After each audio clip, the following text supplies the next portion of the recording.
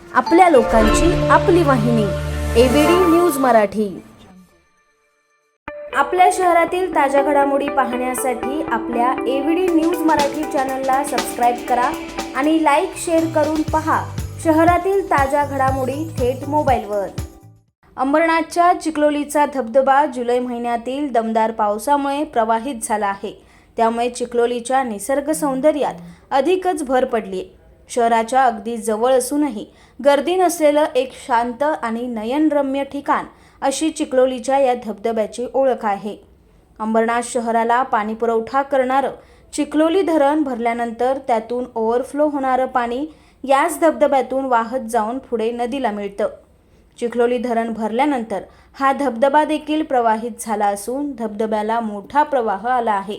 आजूबाजूला हिरवा शालू पांघरलेले डोंगर आणि मधोमध हा पांढरा शुभ्र धबधबा असं नयनरम्य दृश्य या ठिकाणी पाहायला मिळत असून गर्दी विरहित शांत ठिकाण असल्यानं हा धबधबा पर्यटकांना भुरळ घालतोय।